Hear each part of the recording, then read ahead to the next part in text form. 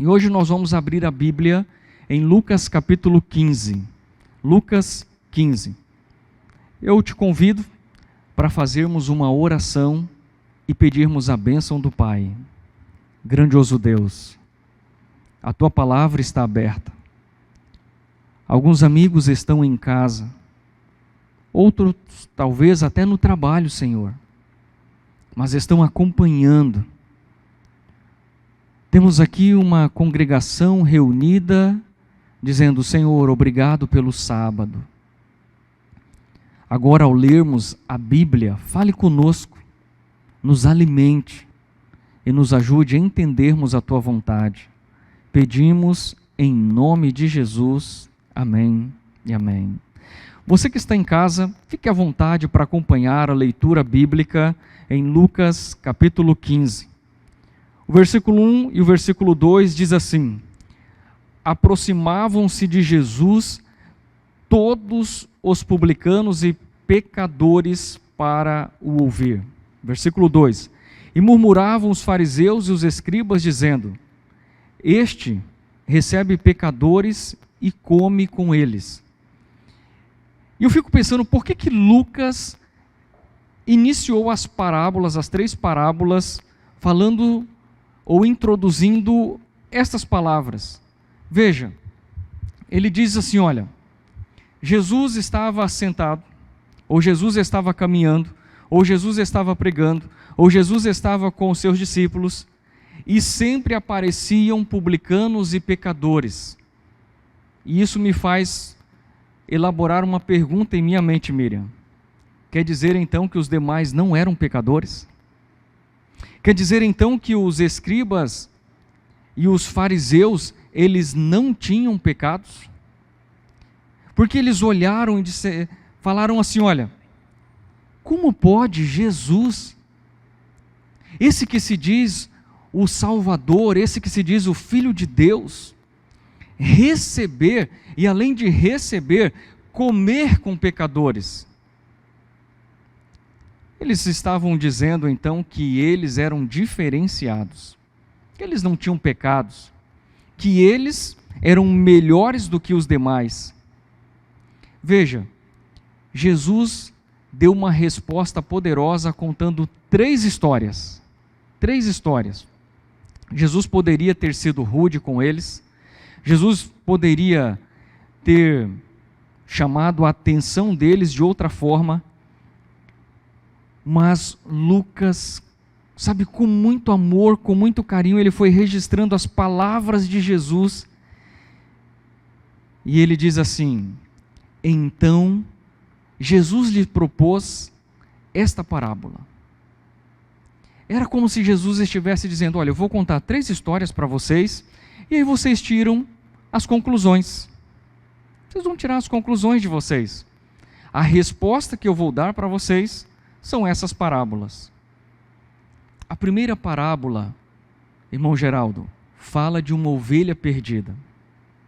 De uma ovelha que tinha um aprisco, de uma ovelha que tinha um pastor, de uma ovelha que experimentou as melhores águas, os melhores pastos, de uma ovelha que, quando moscas vinham rodear as suas orelhas e sua face, o pastor sempre passava um bálsamo para espantar essas moscas.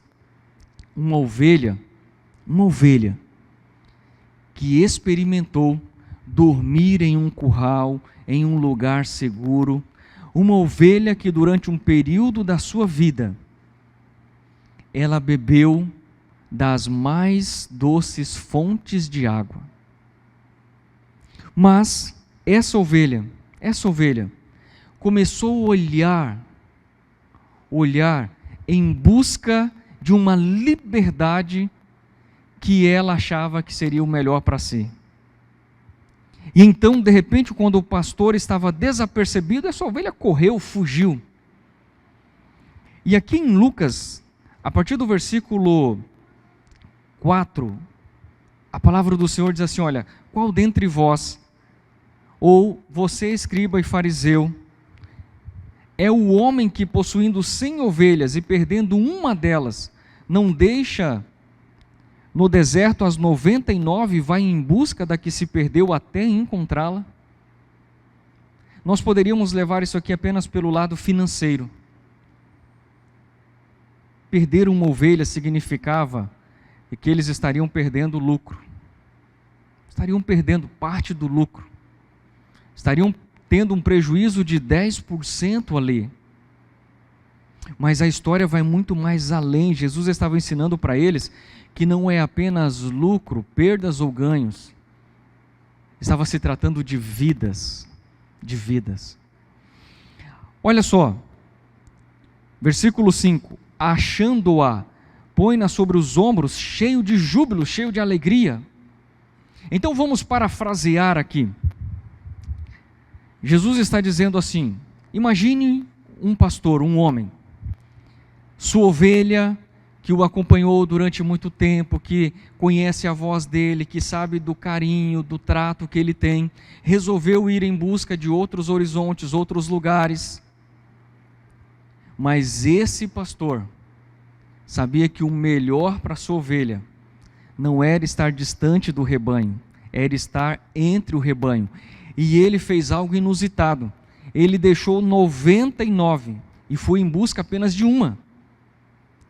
E ele foi em lugares distantes, ele foi em lugares desafiadores.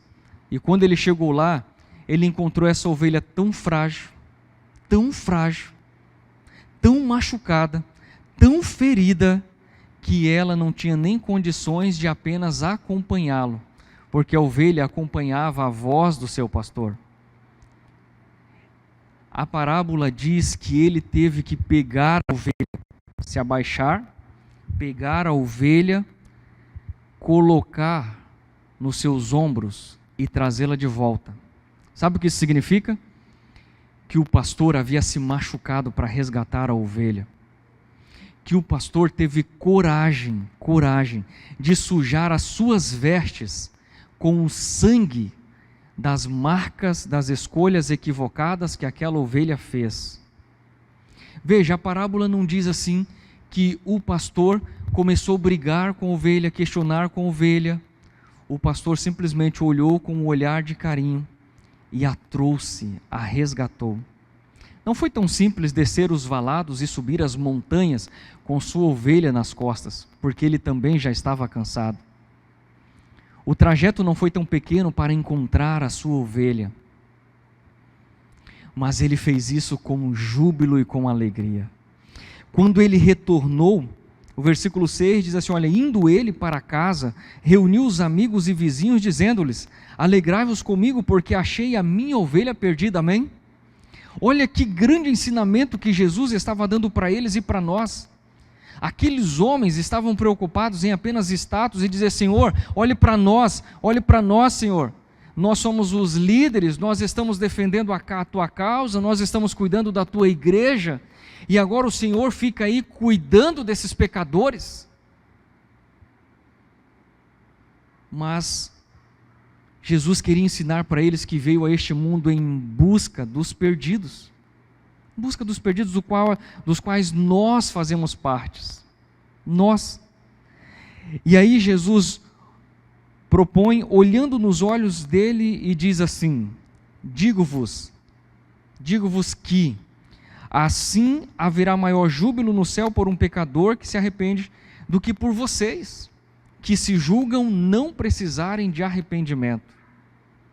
Jesus olhou bem nos olhos daqueles homens, dos escribas e fariseus, que estavam condenando os demais, se achando santo o suficiente, e disse assim: agora eu quero ensinar uma lição poderosa para vocês. O céu está se alegrando muito mais por essas pessoas que estão me buscando, que estão vindo em busca de arrependimento, do que por vocês, que estão já há tanto tempo, estão assim tão acostumados, que perderam o brilho do cristianismo, que perderam o senso da urgência da salvação, que perderam o senso do que é pecado. Olha que lição. Será que nós não estamos correndo esse mesmo risco hoje, de acharmos que por sermos adventistas do sétimo dia, termos sido batizados em um momento, e já estarmos frequentando a igreja há alguns anos, somos melhores do que os outros. E talvez hoje é o dia de Jesus olhar para nós e dizer assim: é o momento de reflexão, de retorno, de graça e de perdão. Uma outra lição que aprendemos: aquele pastor, entre 100, ele percebeu que uma havia se extraviado. Não foi um grupo, mas uma. Isso nos ensina que ele conhecia ovelha por ovelha, Caio. Cada ovelha ele conhecia, sabia o tamanho, o peso, os olhos, ele sabia a textura da sua lã, conhecia tudo. E ao olhar, percebeu que uma estava afastada. Quantas pessoas estão afastadas e nós não estamos percebendo? Quantos estão deixando o caminho de Deus e nós olhamos e falamos: mas foi escolha dele, ele quis assim. Esse pastor dessa parábola, me faz lembrar do que Jesus disse sobre o bom pastor dá a vida pelas ovelhas. Todos nós somos pastores na vida de alguém. Você, querido papai, é pastor da sua esposa, dos seus filhos.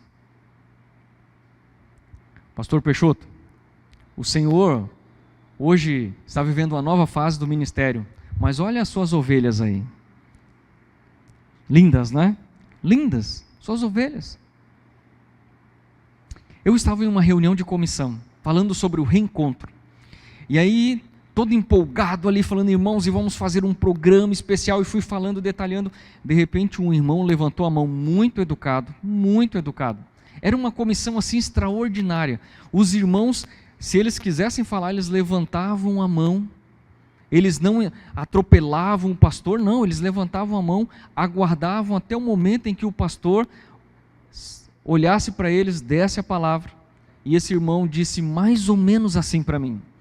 Ele disse: pastor, por que nós vamos gastar tanto dinheiro com o reencontro? Por que nós vamos investir isso? Por que nós vamos ter que visitar as pessoas? Eu não entendo por que nós vamos ter que visitar as pessoas que estão afastadas. Por que nós vamos ter que ir até o lar delas fazer serenatas? Por que nós vamos convidá-las para um almoço especial, em uma data especial? Eu não entendo. E eu disse assim: pelo contrário, o Senhor entendeu perfeitamente o que nós queremos fazer. É justamente tudo isso que o Senhor falou. Nós queremos fazer uma serenata para essas pessoas, nós queremos orar por elas, ligar para elas, dizer que nós estamos orando, queremos convidá-las para um almoço especial. E eu fui pontuando o que ele já havia pontuado. E eu disse: o Senhor entendeu direitinho, e eu quero parabenizá-lo. E ele disse: pastor, eu quero dizer para o Senhor que eu não concordo. E eu disse: muito obrigado por sua sinceridade. Agora, eu posso ser sincero com o Senhor, como o Senhor foi comigo? Ele disse: claro, pastor. Eu disse: eu espero que o Senhor não tenha o desprazer, como alguns pais aqui estão tendo nesta comissão, de ouvir as palavras que o Senhor está dizendo. Porque há pais nesta comissão que estão aguardando esse momento tão especial de alguém ir lá visitar o filho, a filha. Há esposas nessa comissão que estão aguardando esse momento tão especial, quando o esposo e a esposa irão receber uma ligação dizendo que a igreja está orando por ela, porque haverá um dia do retorno. Irmão, olhe bem nos meus olhos, eu disse para ele: o Senhor tem alguns filhos, ainda são pequenos, mas quem garante que daqui 10, 15 anos, os seus filhos ainda estarão nos caminhos de Deus? E se o papel for inverso? E se daqui 15 anos, a comissão desta igreja estiver reunida para tratar da vida do seu filho, tentando resgatar o seu filho, ainda assim, o Senhor vai olhar e ter coragem de dizer que não devemos investir dinheiro para salvar e resgatar pessoas? Parece um pouco duro, não parece? Mas eu falei com tanto amor e carinho. E aquele homem pediu a palavra e ele disse assim: pastor, eu gostaria de pedir perdão para esta comissão. Ele conhecia todos que estavam ali, sabiam quem tinha filhos fora, as irmãs que tinham seus esposos afastados. E ele disse assim: pode contar comigo. Eu vou fazer tudo o que estiver ao meu alcance para ajudar a resgatar aqueles que se perderam. Queridos, esses homens, escribas e fariseus, eles estavam tão preocupados com o status que eles esqueceram daqueles que precisavam tanto de misericórdia e de graça. Jesus continuou contando ali algumas parábolas, e a segunda parábola ele falou sobre a dracma perdida. E ele diz assim: olha, ou qual é a mulher que tendo 10 dracmas, se perder uma, não acende a candeia, a luz, a lanterna, varre a casa e a procura diligentemente até encontrá-la? E eu fico pensando assim, sabe, Edna?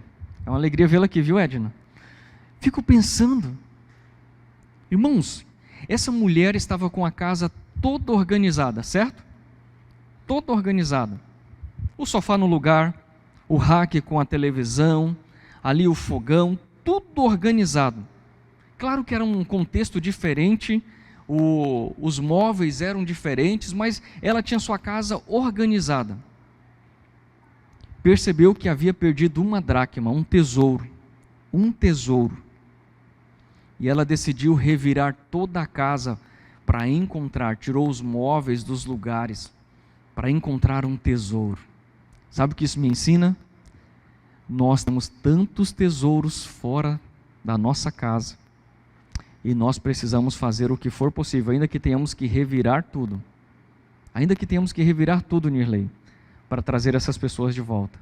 Sabe o que ela fez? Convidou as amigas quando encontrou e disse: vamos festejar. Na primeira parábola, o que o pastor fez? Convidou os amigos e disse o quê? Vamos festejar. Na segunda parábola, qual foi a atitude da mulher quando ela encontrou a dracma? Convidou as amigas e disse: vamos festejar. E nós vamos para a última parábola, que é a parábola do filho pródigo, e nós encontramos aqui a Bíblia dizendo assim, Jesus contando, dizendo: certo homem tinha 2 filhos. O mais moço deles disse ao pai: pai, dá-me a parte dos bens que me cabe. E ele lhes repartiu os haveres. O pai tinha obrigação de fazer isso? Tinha não. Não tinha. A parábola vai contando a história, passaram-se muitos dias, ele foi embora, gastou tudo dissolutamente, perdeu as pessoas que diziam serem seus amigos, começou a trabalhar em um trabalho que era contrário às suas crenças, às suas ideologias, seus pensamentos, a tudo aquilo que ele aprendeu na infância. O alimento já não era mais o mesmo, e de repente ele caiu em si. O que eu estou fazendo? Que escolha que eu fiz? Mas a partir desse momento, olha, tem uma lição aqui tão linda, tão linda, tão linda. Aquele jovem levantou e disse assim: eu vou voltar para a casa do pai, mas eu não sou mais digno, não sou digno. Vou chegar lá e vou dizer para ele: pai, eu pequei contra o Senhor, eu pequei contra Deus, eu não sou digno de ser o teu filho, mas por favor, pelo menos, me deixe ser teu servo. Olha, que demonstração de humildade. Aquele que saiu com tamanha arrogância, que disse assim: dai-me o que me pertence, que na verdade não pertencia, agora retorna e diz assim: eu não tenho direito a nada, porque eu gastei tudo que não era meu. Joguei por terra toda a herança que o Senhor preparou para mim. E eu vejo aqui 2 atitudes. O pai, quando olhou aquele jovem de longe, correu e o abraçou. Quando o pastor encontrou a ovelha perdida, ele sujou sua capa e sua roupa com o sangue daquela ovelha. quando o pai viu o filho retornando mesmo de longe, cabeludo, barbudo, sujo, com uma roupa toda esfarrapada, um mau cheiro, ele correu para encontrá-lo e o abraçou, o beijou. Sabe, aquele pai não deu uma lição de moral. Ele não disse para o filho ir tomar banho, fazer o cabelo, fazer a barba, trocar de roupa, passar um bom perfume para daí ele abraçar, beijar, cheirar. Um dos medos daquele jovem ao retornar para casa era ser rejeitado. E foi rejeitado pelo irmão. Às vezes, há pessoas que decidem retornar para casa, para os braços do Pai. E Deus recebe assim com os braços abertos. E Deus abraça essa pessoa, Deus cheira, Deus beija. Só que Deus diz assim: eu vou te dar vestes novas. Vou te lavar com o sangue do meu Filho, Cristo Jesus, para você ser purificado dos seus pecados. Eu vou escrever o seu nome no livro da vida. E quantas vezes nós olhamos e falamos: eu não acredito, eu não acredito. Esse pecador, nós vamos perdoar esse pecador? Nós vamos batizar esse pecador? Não pode. Ou como pode um negócio desse? Às vezes, o pastor olha para alguém que está afastado e ele diz mais ou menos assim: olha, oi João, tudo bem? É tão bom tê-lo aqui na igreja. E alguém olha e diz assim: poxa, eu estou aqui há tanto tempo e o pastor nunca falou o meu nome. Poxa, eu cantei hoje, o pastor nem falou. Clauciane, como você cantou lindo hoje essa música, o Tesouro. Queridos, esse mês é um mês especial. Do dia 22 ao dia 27, nós teremos uma semana tão especial online. Você que está em casa poderá acompanhar pela TV Novo Tempo, com o pastor Luiz Gonçalves. Mas no dia 28 e 29, nós teremos uma festa nas igrejas, onde nós iremos celebrar o retorno, a cura, a restauração. E aqui nós teremos uma programação especial. No dia 28, nós estamos organizando um encontro ali no Milênio. Estamos tomando todos os cuidados, todos os protocolos. Quem vai estar conosco? O pastor Adson, nosso presidente, e a cantora Cíntia Alves. E nós sonhamos naquele dia, Miriam, de ver pessoas se rendendo, se entregando, voltando. Talvez você está em casa hoje e você precisa voltar.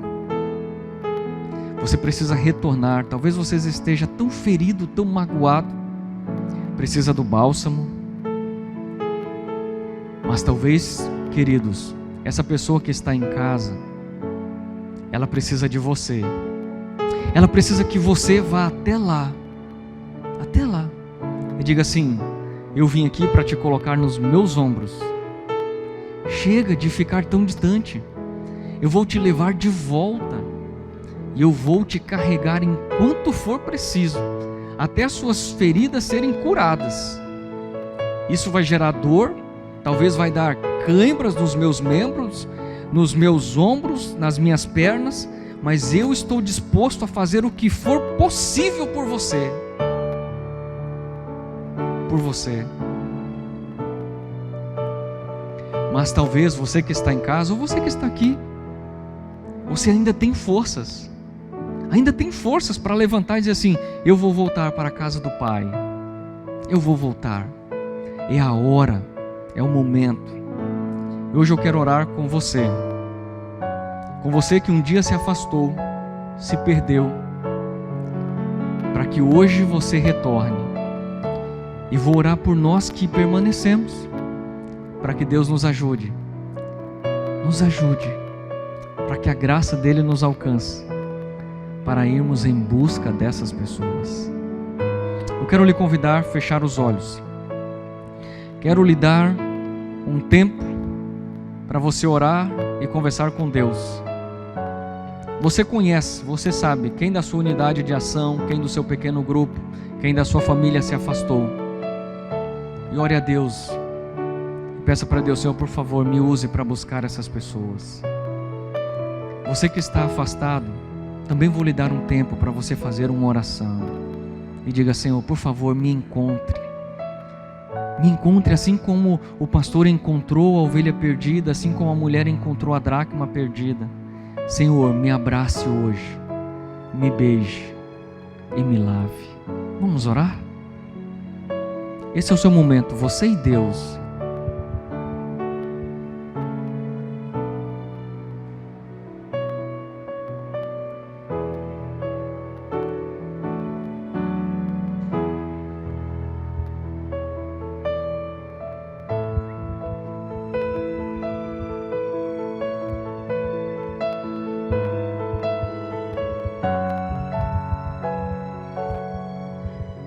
Converse com Ele, abra o seu coração, apresente aqueles que você tanto ama, que você tem o sonho de vê-los no céu.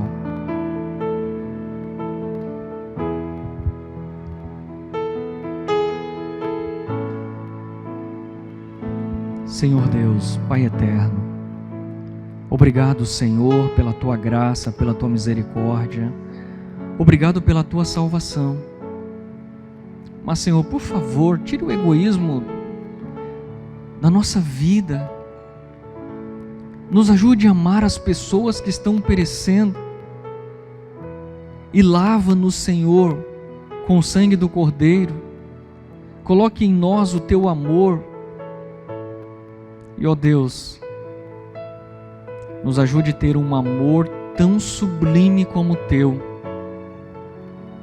ao ponto de olhar para os que erraram, se afastaram, com um olhar de compaixão, de misericórdia. Se for preciso, carregá-los em nossos ombros para trazê-los de volta para os Teus braços de amor. Se houver necessidade, Senhor, de termos que remanejar alguma coisa da nossa vida, da igreja, que o façamos para encontrar, ainda que seja apenas uma pessoa que se perdeu. E, Senhor, aquele pai ficou orando, mas quando ele viu o filho, ele reconheceu. Ele correu, abraçou, beijou, cheirou e deu vestes novas. Que no final deste mês, aqueles que nós tanto amamos experimentem isso, Senhor. Que o batismo não seja um banho, mas seja um momento de restauração e graça. Que eles sejam lavados pela água da vida, que recebam vestimentas novas e que o nome deles sejam escritos no livro, Senhor, não meramente no livro da igreja, mas no livro do céu. Usa-nos, ó Pai, em nome de Jesus, amém e amém. Que Deus te abençoe e que te dê um bom sábado. Amém?